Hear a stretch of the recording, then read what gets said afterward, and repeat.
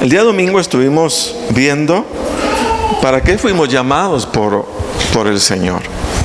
Y ahí dábamos una serie de verdades, algunos versículos, ¿verdad?, bien importantes que nos dieran luz respecto a la famosa pregunta, ¿verdad?, así en su generalidad: ¿para qué fui llamado?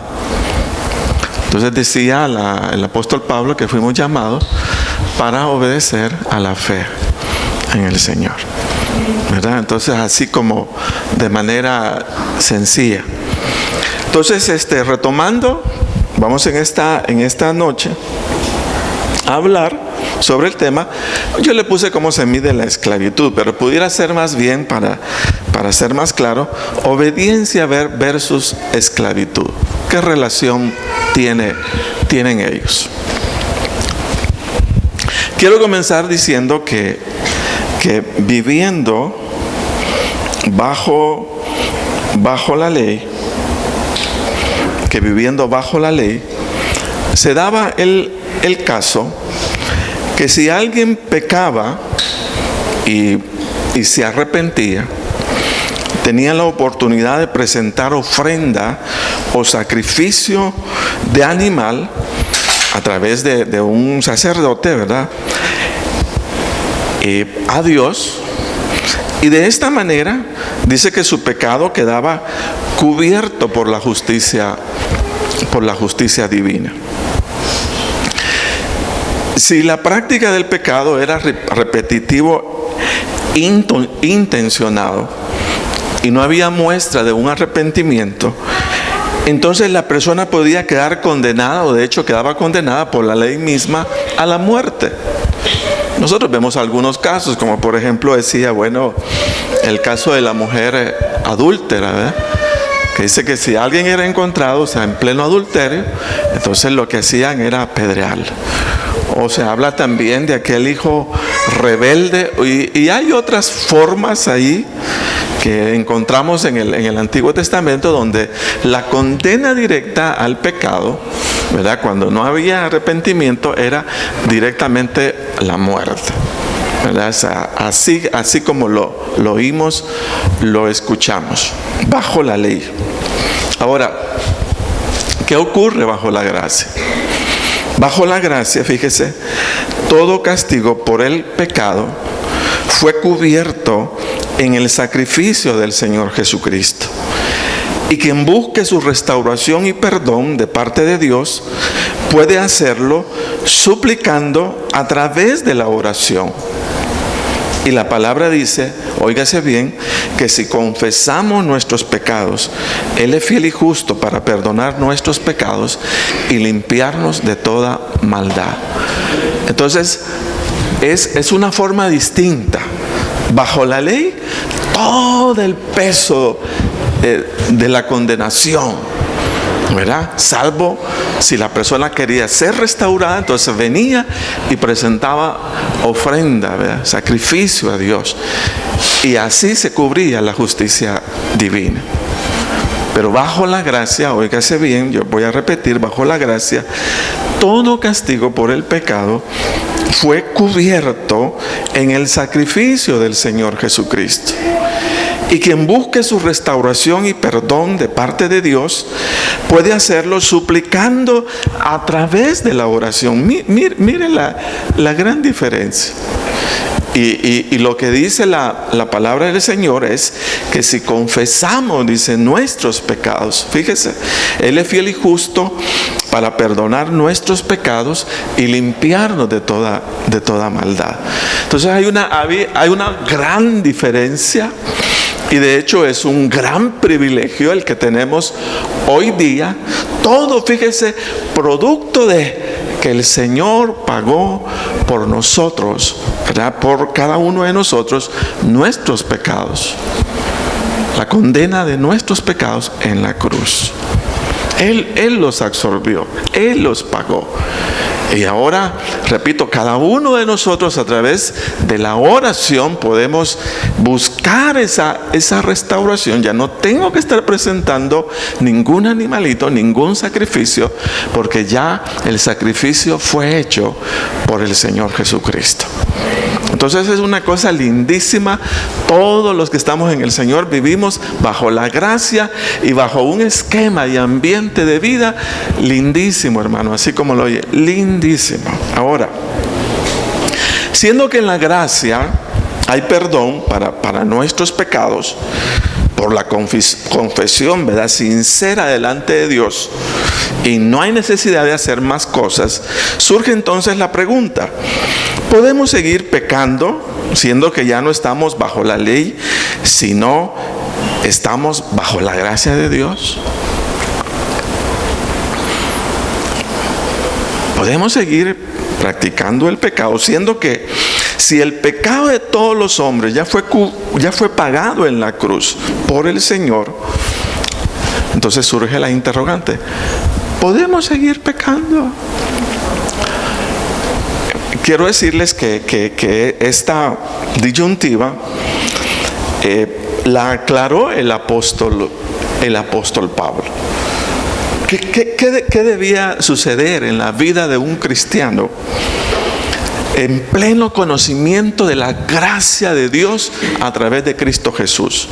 ¿Cómo debería de ser su actuación o sus actitudes a partir del hecho de que conoce que hubo alguien que cubrió la justicia divina y que pagó completamente el pecado, fíjese bien, de todos los hombres? ¿Qué tiene que suceder en la vida de esa persona? Yo quiero que vayamos a Romanos capítulo 6, versículo 15, donde Pablo nos va a aclarar cuál debe ser la actitud y cuál es el camino que cada uno debemos de tomar inmediatamente después que hay conciencia y que conocemos, fíjese bien, que hubo alguien que cubrió la justicia divina y pagó la deuda que esa justicia demandaba. Entonces dice el apóstol Pablo lo siguiente, oiga bien, dice: ¿qué pues? ¿Pecaremos porque no estamos bajo la ley, sino bajo la gracia, donde hay perdón? Y oiga bien, y esta expresión es lindísima, dice: en ninguna manera. Como quien dice: señores, no más, ¿verdad? No más, de ninguna manera. ¿No sabéis, dice, que si os sometéis a alguien como esclavo para obedecerle, sois esclavos de aquel a quien obedecéis? Sea del pecado para muerte o sea de la obediencia para justicia.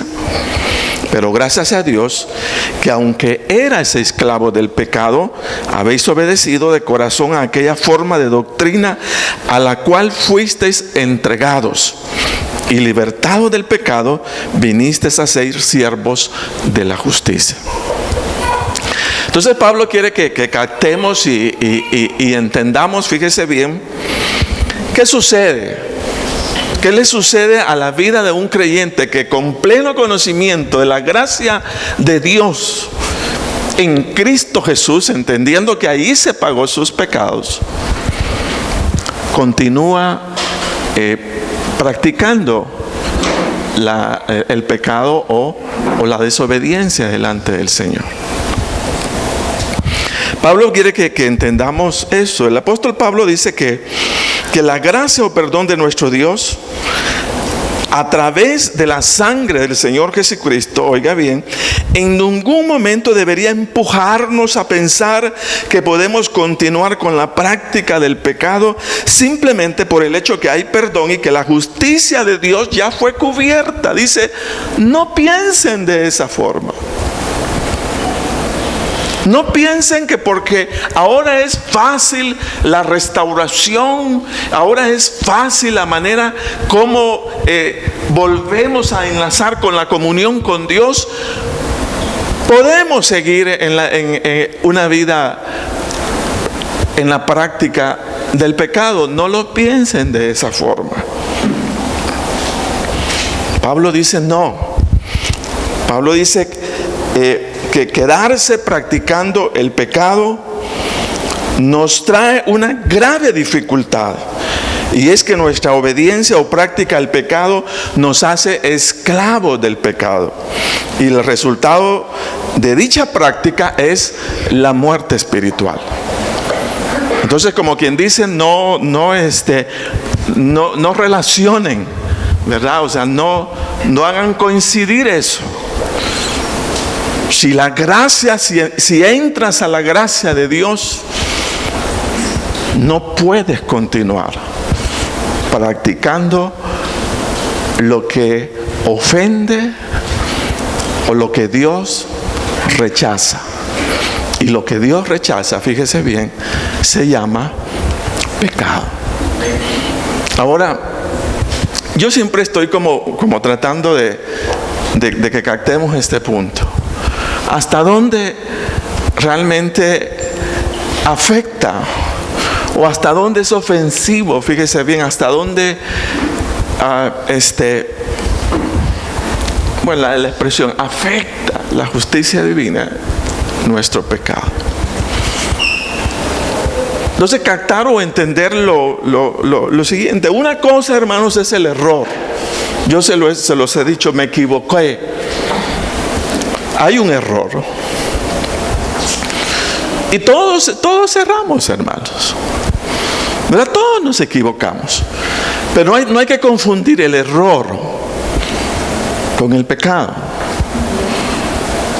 Yo les decía la vez pasada, entre las cosas que comento, que uno hace locuras, ¿verdad? Que una vez me vine, tengo dos pares de zapatos casi viejitos, negros, y una vez estaba en la iglesia y cuando me di cuenta que me había puesto un zapato de uno y otro zapato de otro, me equivoqué. Me equivoqué, sí, ¿verdad? Un error que no afecta. Pero el pecado no es un error. El pecado, o sea, es una ofensa ante Dios. Y la ofensa a Dios, trae graves consecuencias. Entonces, Dios no nos llama, fíjese bien, a una vida de capricho, donde Él dice, yo quiero que así, porque yo digo no. La palabra de Dios es preventiva, hermano, preventiva. Hay un cable, puede haber un cable donde digan, no toquen, ¿verdad? No toquen, porque si tocan, entonces van a sufrir las consecuencias, porque este cable tiene una capacidad, o sea, de energía increíble. No toquen. O sea, eso es precisamente lo que hace la palabra de Dios. Dice, no codicies, no adulteres, no, por capricho no, sino porque Dios sabe que este cable está lleno de energía y que si lo tocas vas a tener una consecuencia. ¿Me doy a entender? Entonces el pecado es así. Dios no detalla la vida pecaminosa para que nos hagamos a su capricho, sino que Él viene como un ser especial que nos ama, como cuando nosotros como padres, hermanos, andamos en el cuidado de nuestros hijos. Mira, no dejes esa basura ahí. Mira, no hagas tal cosa. Mira, apartémoslo porque el niño, ahí va el niño. ¿Verdad que así somos? Y el Señor ha hecho eso. El Señor ha venido a relatarnos y a detallarnos, hermanos, todas aquellas cosas que si tocándolas vamos a salir afectados. Y a eso que afecta nuestra vida, porque no solamente nos destruye a nosotros, sino que destruye la relación con Dios, a eso Dios le llama pecado. Y por eso nos dice, miren, señores, ese cable no lo toquen. Pero usted dice, yo lo voy a tocar, con grandes consecuencias. ¿Me doy a entender? Entonces, ¿por qué vamos a seguir pecando? ¿Por qué vamos a seguir ofendiendo la gracia, el favor de nuestro Dios, cuando tenemos la oportunidad de vivir una vida distinta, una vida diferente? Lo que pasa, hermanos, es que nosotros por naturaleza no venimos hechos para lo bueno. Por eso nos cuesta.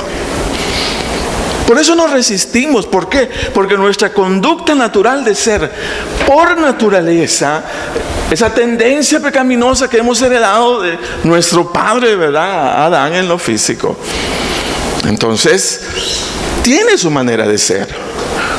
Pero lastimosamente no es hacia lo bueno, sino hacia lo malo. Por eso yo decía el día domingo que el mayor enemigo que nosotros tenemos no está fuera de nosotros.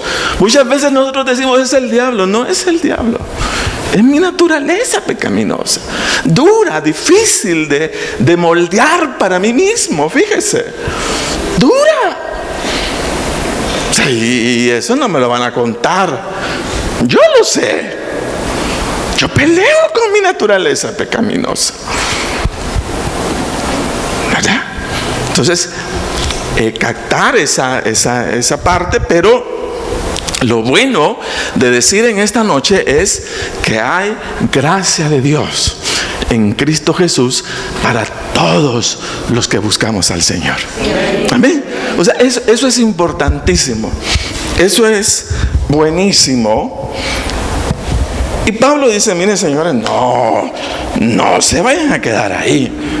Si conocen la gracia de Dios, entonces sean obedientes a Dios y vuélvanse en siervos de su justicia. Porque si siguen practicando el pecado los va a llevar a la muerte. Y no solamente muerte física, sino también, hermanos, hasta muerte, o de hecho no solamente muerte espiritual, sino hasta física. Amén. Pablo, hermanos, también dice que si entendemos la gracia de Dios en Cristo Jesús, nuestra obediencia al Señor debe de ser de todo corazón. Y que dicha obediencia más bien debería de convertirnos o llevarnos a anhelar ser siervos de la justicia divina y no convertirnos en creyentes, óigase bien, que desestimen la gracia de Dios en Cristo Jesús, eligiendo pecar antes que vivir libre del pecado. Entonces nos llama, el llamado es a la obediencia, al Señor. Dice, para que de esa manera, en lugar de servir al pecado, se conviertan en siervos de la justicia divina. Amén. En siervos del Señor. Ahora yo me pregunto, ¿cuál es nuestro deseo si no ese, verdad? O sea, convertirnos en siervos de la justicia divina. Pero para anhelar o desear o mantener esa línea de deseo, debo de captar o entender para mí mismo que sí es importante, fíjese bien, alejarme de toda práctica pecaminosa, ¿verdad?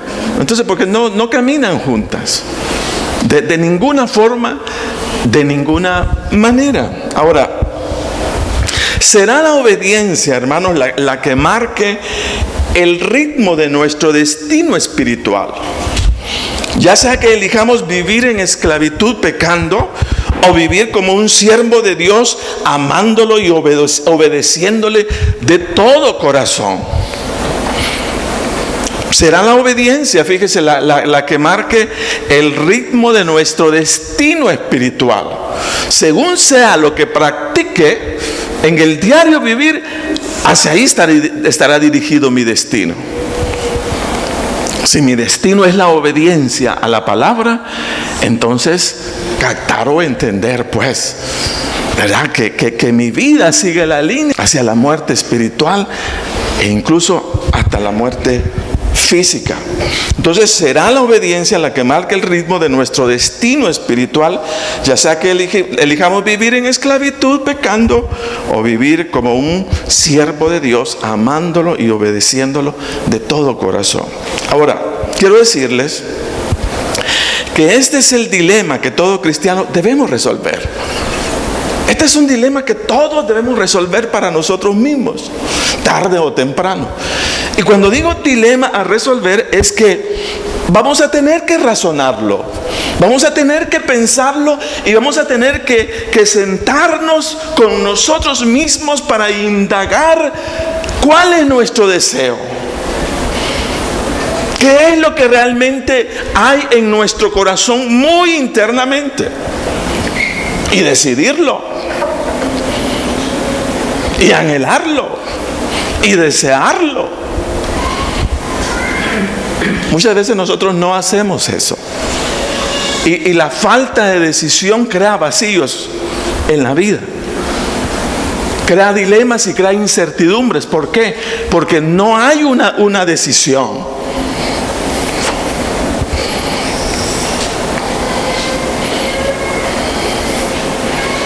No la hay. Pero cuando nosotros nos sentamos a reflexionar y a pensar y a decir, bueno, esto es así, esto es blanco y esto es negro, ¿hacia dónde voy a seguir? ¿Hacia lo negro o hacia lo blanco? Yo necesito definir. O sea, nuestra falta de decisión, nuestra falta de ir hacia un rumbo definido, muchas veces tiene que ver con el hecho que no decidimos, y nosotros necesitamos decidir para nosotros mismos. Esto es así, esto es así, porque eso nos ayuda, porque nos crea un ámbito en donde ya hemos concluido y ya hemos decidido. Pero cuando no hemos decidido, entonces vacilamos. Amén. Vacilamos porque no lo hemos considerado. Y si no lo hemos considerado, entonces ahí es donde fallamos. Ahí es donde fallamos. Entonces este será un dilema. El dilema que todos cristianos debemos resolver. ¿Voy a seguir pecando estando en Cristo? ¿O buscaré mi libertad del pecado viviendo en la obediencia al Señor? Ese es un dilema que todos vamos a resolver, que todos debemos de resolver. Entonces la idea de seguir a Jesús no solamente es decir, voy a ir a la iglesia. Qué bueno que usted decida ir a la iglesia, pero también tiene que tomar otro tipo de decisiones. Y ese otro tipo de decisión es, fíjese bien, ¿voy a seguir pecando estando en Cristo? ¿O buscaré mi libertad del pecado viviendo en la obediencia al Señor? Amén. Entonces hay que decidirlo.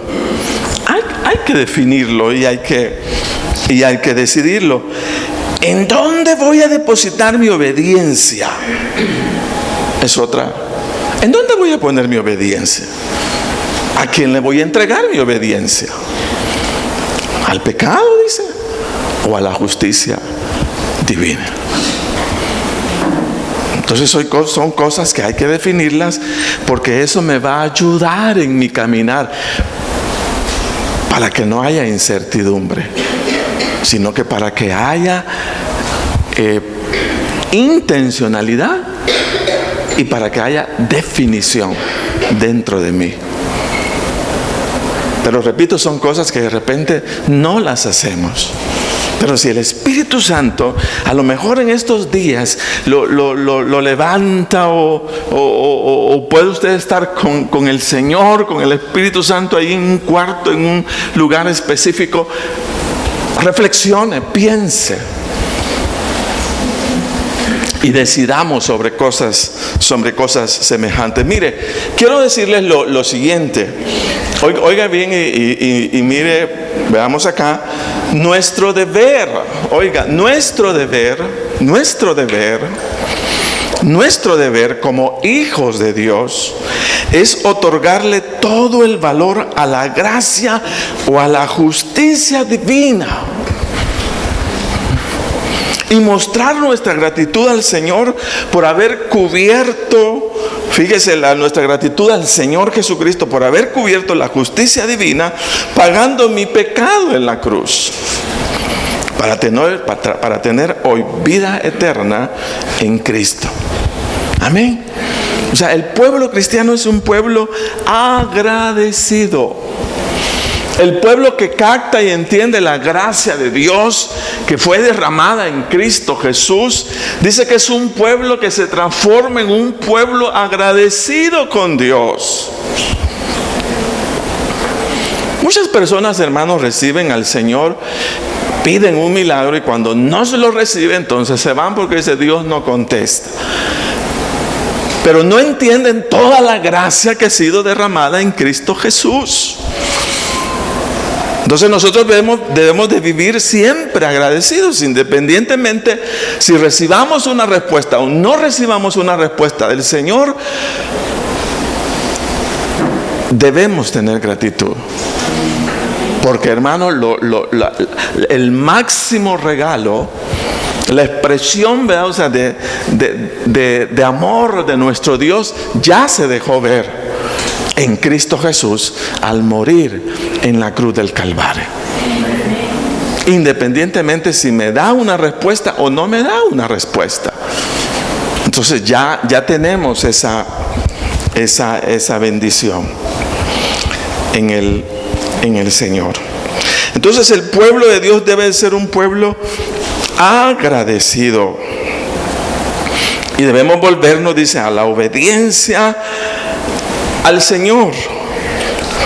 Y volvernos a la obediencia significa el asumir con mucha responsabilidad nuestro proceso de cambio en el Señor. De la manera que cada día, fíjese, cada día nos limpiemos o apartemos de todo aquello que contamina nuestra vida espiritual y decidamos seguir al Señor de todo corazón, perfeccionando nuestra santidad en Él. Eso es lo que se supone que está haciendo todo creyente, que estamos siguiendo al Señor. Tenemos gratitud a nuestro Dios y aparte de nuestra gratitud, estamos cuidándonos para no contaminarnos o apartarnos de todo aquello que afecte nuestra vida de fe. Eso es lo que hacemos todos los días. Buscamos amar al Señor, buscamos cuidarnos. Esa es una expresión que usted debe de poner en su mente. No solamente los niños de primer grado tienen que cuidarse. Yo quiero decirle que usted, aún con sus años, hablando de nuestra vida espiritual, quiero decirle, hermano, debemos cuidarnos. No solo el niño se tiene que cuidar, nosotros tenemos que cuidarnos. Cuidar, hermanos, nuestra vida de fe en el Señor tiene que ser cuidada. Tiene que ser cuidada todos los días. Y por causa de esa fe, y por causa de ese cuidado, y por causa de ese compromiso de obediencia, pues tenemos que vernos en la necesidad de quitarnos de muchas cosas, apartarnos de muchas cosas. ¿Por qué? Porque tenemos una línea. El pueblo de Dios no es un pueblo ignorante. El pueblo de Dios tiene sentido, tiene propósito sobre la tierra. El diseño de vida del pueblo de Dios fue levantado por Cristo Jesús. Y si alguien tiene propósito sobre la tierra, somos cada uno de nosotros. Nosotros entendemos para dónde vamos, hermano. Nosotros que entendemos y debemos de saber qué hacemos sobre esta tierra. Amén. Toda esa parte ya está concluida, ya está leída, ya está entendida, la hemos reconocido en la palabra del Señor. Amén. Sabemos para dónde vamos. Y nos alegramos de eso, amén. Porque hay muchos que no saben, pero nosotros sí sabemos que nuestra santidad y nuestra obediencia al Señor son clave para permanecer dentro de esa bendición que todos estamos, hermanos, necesitando en la vida. El joven necesita la bendición de Dios, el adulto necesita la bendición de Dios, hermanos, el anciano necesita la bendición de Dios, el niño necesita la bendición de Dios. Todos necesitamos esa bendición, pero esa bendición, hermanos, óigase bien, la cuidamos cuidando nuestra obediencia al Señor. Amén. Entonces eso es claro, eso debemos captarlo y entenderlo. Entonces, como la obediencia, hermanos, es tan fuerte y tan significativa, y de hecho debemos irla perfeccionando, ¿verdad? Todos los días. Porque, hermanos, todos los días nos encontramos con nuevas experiencias. Pero experiencias, hermanos, no para destrucción, sino así como nos presentamos. Yo creo que así como nos presentamos a la escuela, ¿verdad? Todos los días, y el profesor está ahí que estudió, ¿verdad?, algunas cosas para presentárnosla nuevamente a nosotros. Yo creo que es así la vida. Todos los días, hermanos, salimos a la calle, a la escuela de la calle. Y ahí está nuestro maestro, el Señor. Y ahí vamos, hermanos, y nos topamos con el jefe, nos topamos con el vecino, nos topamos con la vecina. Y ahí está Él, el maestro, enseñándonos. Yo incluso digo, mi mejor escuela no es acá. Mi mejor escuela es allá afuera. Porque aquí solamente estamos entendiendo cómo sumar, cómo restar, cómo dividir. Pero donde usted va a sumar, a restar y a dividir, es allá afuera, con sus negocios. ¿Sí? Entonces, para mí la mejor escuela es aquella. Cuando nos toca, ¿verdad?, allí con el cónyuge, con los hijos, aquí, allá, ¿y qué hago? Y ahí está el maestro enseñándonos. Ahí está la palabra siendo recordada por el Espíritu Santo para que hagamos lo mejor en la vida. Amén. Entonces, fíjese, si usted nota, todo tiene que ver, hermanos, con obediencia. Entonces, siendo que es tan importante la obediencia, yo quiero dar 3 consejos que nos ayuden a valorar la obediencia al Señor como una joya de gran precio. Tu obediencia es una joya de gran precio.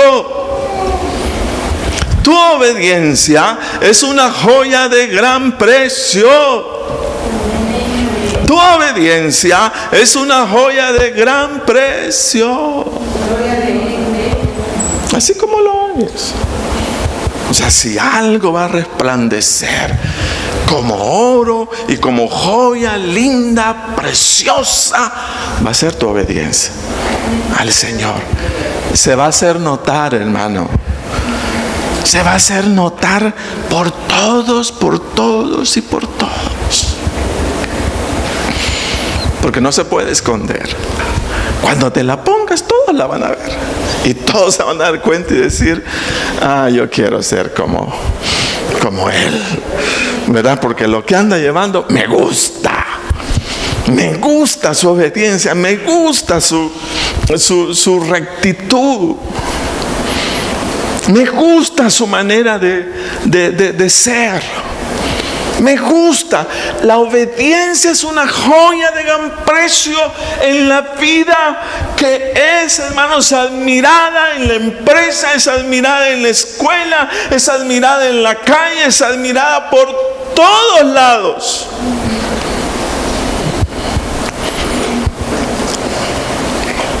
Amén. Así como lo oyes, es joya de gran precio.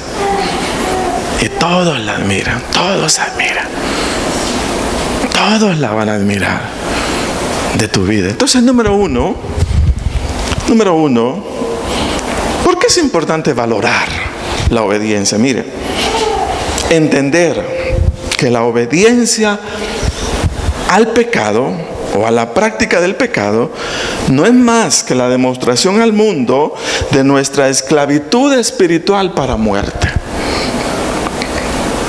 Eso es lo primero.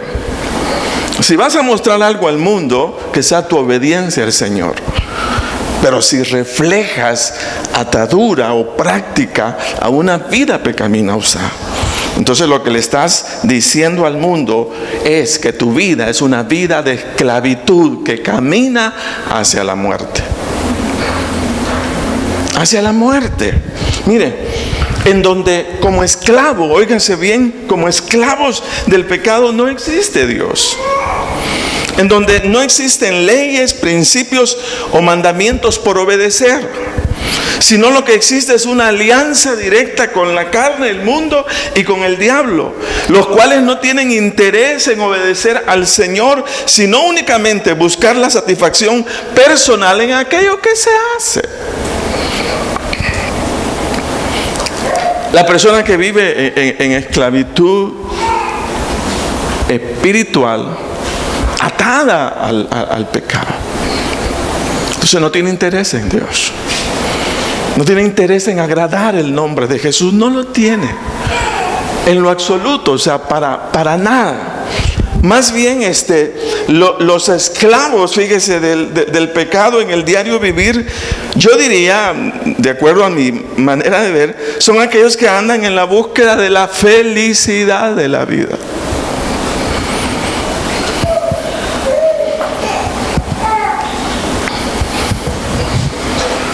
Independientemente si sus acciones agradan o no al Señor. Por eso yo lo hemos dicho desde acá muchas veces, que la meta del cristiano no es la felicidad. La meta del cristiano es la obediencia al Señor. Amén. Entonces cuando llega aquel jovencito, ¿verdad? O aquella jovencita bonita y dice, ay, ¿verdad? Es bonita, pero no es cristiana. Y si no es cristiana, no me conviene. Amén. O sea, un criterio definido al respecto. Pero en medio vemos algo, ay, sí, dice, ¿verdad? Pero es que yo siento que me va a dar felicidad. Ah, usted anda en búsqueda de la felicidad, anda en búsqueda de su muerte. Porque la meta del cristiano no es la felicidad. La felicidad lo sigue el mundo. La felicidad lo lleva a usted a las chonguengas aquí. Ay, pero qué rico. Yo recuerdo a alguien decir eso. Una pareja ya de edad, que recuerdo llegó a X lugar y oí el comentario. Nosotros estábamos en otro cuarto y le dice él a ella, mira, teníamos días de no alegrarnos. Le digo, pero qué cosa más rica, más bonita. O sea, felicidad. Felicidad. Usted anda en busca de la felicidad. O sea, anda en busca de la felicidad, anda en busca de su muerte. Porque la felicidad te va a matar. Porque la felicidad no tiene en cuenta la obediencia al Señor. ¿Te gusta? No es lo que ven los ojos, no es lo que se siente. O sea, no vivas la vida considerándote a ti mismo por lo que se siente, por lo que se ve, por lo como se oye. Yo recuerdo que el pastor Jorge dice que un joven andaba en busca de su novia. Y dice que le gustó. Bueno, tenía dos opciones. Una muchacha, dice, bonita, ¿verdad? Bonita, pero no era espiritual. Entonces él estaba entre el dilema. Pero había, dice, otra que era feíta, pero que cantaba bonito. Y cuando cantaba, dice que bajaba la presencia de Dios cuando esa muchacha cantaba. Y él dijo, bueno, yo me voy a casar con esta que aunque no es tan bonita, pero canta. Dice, pero guau, qué cosa. Y se despertó, ¿verdad? Y la vio. Dice: mi amor, canta, mi amor, canta. Porque solo de esa manera, la veía bonita. Entonces,